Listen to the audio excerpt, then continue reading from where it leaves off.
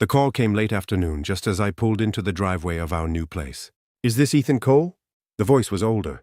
Raspy? "Yes. Who's this?" The previous owner. "Look, I'm sorry to bother you, but I forgot something. Something serious." I almost hung up. Then he said it. There was a camera hidden in the living room ceiling. He forgot to disconnect it from the cloud before the sale. It had been recording. I went completely still. He kept talking. "I only noticed today when I opened the old feed by accident. I didn't mean to see anything, but what I saw, I think you need to know." My chest tightened. "What did you see?" Silence. "Don't ask over the phone," he said. "And don't tell your wife. Come alone. I'll show you everything." I sat in the car for what felt like forever, just staring at the house. Megan had decorated the porch with string lights. Inside, her laughter drifted out as she unpacked boxes with her mother and sister. I walked in. Megan smiled from the kitchen. "Hey, babe, everything okay?" I nodded. "Yeah, just grabbing a few things from the store." I kissed her cheek, heart pounding. As I pulled away, something felt wrong. Like that call had peeled back a thin layer from a life I thought I understood. And whatever that man saw wasn't a glitch. It was a warning. The man lived 20 minutes away in a faded bungalow tucked behind a gas station. When he opened the door, his hands were trembling. "I didn't mean to get involved," he said, ushering me inside. "But I lived in that house for 30 years. It deserved better than what I saw." He led me to a cluttered desk and opened his laptop. I backed up the footage. "I'm not keeping it. Just thought you had a right to see." He clicked play. The living room. My living room? The date stamp showed it was a Tuesday. I'd been at work until 7 that evening. Megan walked in. Her mother followed, then her sister, Rachel. They opened wine, then started laughing. Megan dropped onto the couch. "I can't believe he fell for it. All that crap about starting fresh, like it's his house." Her mom added, "You did the hard part, sweetie. Now we just make sure he stays busy at work while we finalize the switch." "The switch?" I whispered. The video kept rolling. Megan pulled out a folder. "Power of attorney papers," she smirked. "You said he'd never notice." "You were right, Mom." I stared at the screen, frozen. The man beside me turned down the volume. "There's more. But you get the idea." I couldn't speak. Couldn't move. Power of attorney. They weren't just laughing behind my back. They were gutting me from the inside while smiling in my face. I stood up slowly. "Send me the whole file," I said. Every second. Because now I had a plan. And I wouldn't be the fool again. By the time I got home that night, everything looked normal. Megan kissed my cheek, asked if I grabbed milk. Rachel helped organize the garage. Her mom was baking something for the neighbors. Like it was all real. Like I was the one playing house. I watched them, every movement. Every fake laugh. Every sweet word now felt poisoned. I nodded. Smiled. Played the game. Because what they didn't know was I had the video. I had the proof. And I wasn't going to confront them. Not yet. I needed more. So over the next few days I played dumb. Pretended to be tired, busy, distracted by work. I planted microphones in the kitchen, the hallway, even under the dining table. Wired a backup feed into the router. Upgraded the original cloud storage without telling anyone. They were too confident to notice. And that's when the real conversation started. "Rachel, you sure he won't contest it?" "Megan, he's pathetic. I say we wait 3 more weeks. Once the funds move, he's useless." Her mom. "Then we cut him off clean.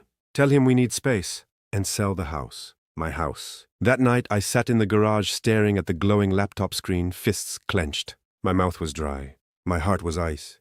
They weren't just planning betrayal. They'd scheduled it. And I was funding the whole thing. So I opened a blank spreadsheet. Step 1, hire a private lawyer. Step 2, pull every asset back under my name quietly. Step 3, give them the performance of a lifetime. The lawyer I hired worked in a quiet building on the edge of town. A seasoned estate attorney named Harold Vance. No flashy suits, no small talk. Just sharp eyes and airtight documentation. I didn't tell him everything. Not yet. Just enough to get moving. "I'd like to quietly revoke the power of attorney I signed 3 months ago," I said. He frowned. "You understand that revoking it without notice could raise suspicion?" "I'm counting on that," I replied. We filed the papers that same day. He advised me to make copies, store them with a financial backup, and start moving personal assets under protection. Bank accounts, brokerage accounts, and most importantly, the deed to the house. They thought they were safe, that I was blind. But by Friday, every major asset had been redirected. All I left behind were the empty shells, the ones they were circling like vultures. Then came the next step, bait. That weekend, I walked into the living room with a big smile.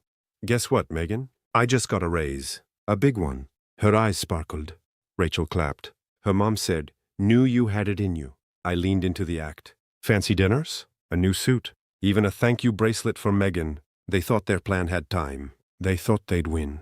But what they didn't know was I already owned the stage. And they were just reading lines in a play I was directing. I just needed the final act, and it would be unforgettable. 2 days before their planned switch, I overheard Megan on the phone in the backyard. "It's happening next week," she whispered. "He's completely in the dark.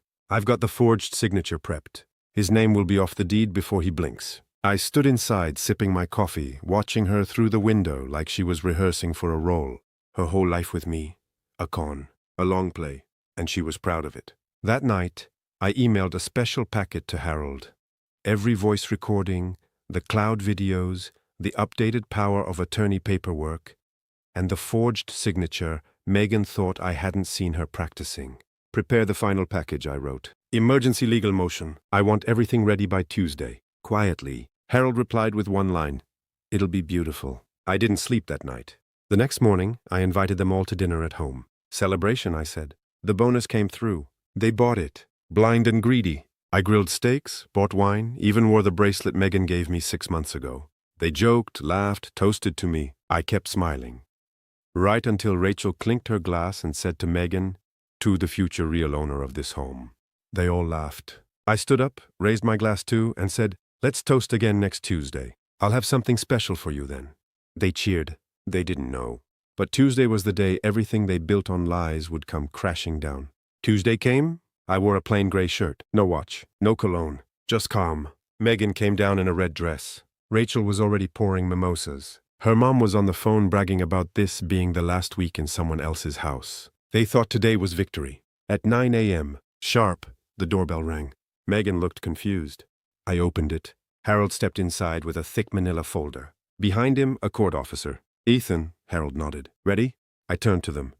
"Ladies, take a seat. You'll want to hear this." Megan scoffed. "What's this about?" The court officer unfolded a document.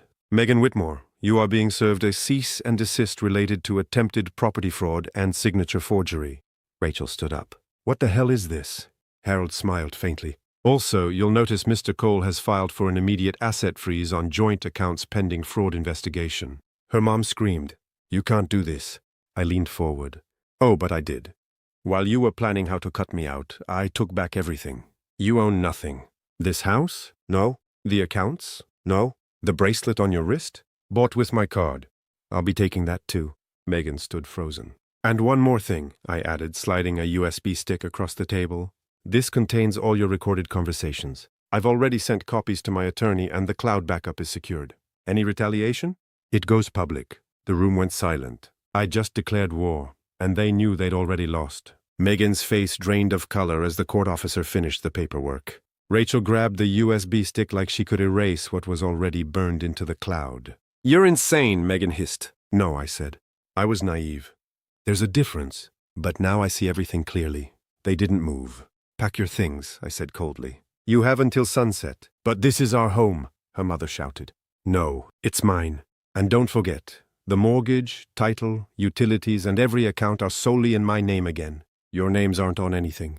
You gambled everything on a fake signature. And you lost." Rachel's voice cracked. "We were just trying to help Megan.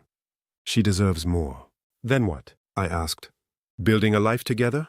She didn't want partnership. She wanted control. I gave you respect, love, trust. And you turned my life into a game. Megan tried to play victim. "Please, Ethan, let's talk. Don't do this in front of them." "In front of them?"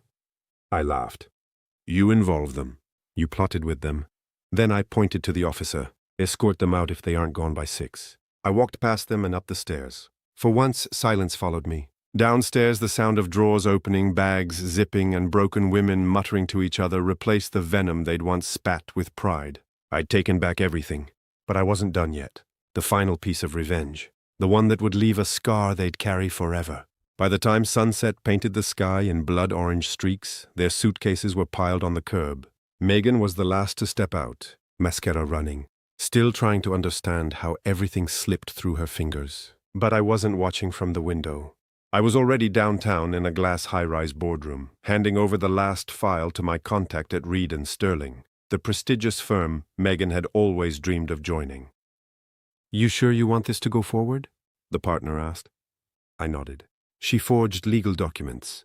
She used private client recordings in an attempt to extort me, and there's evidence she tried to manipulate business assets. He exhaled. Then she'll never practice law again. I stood and shook his hand.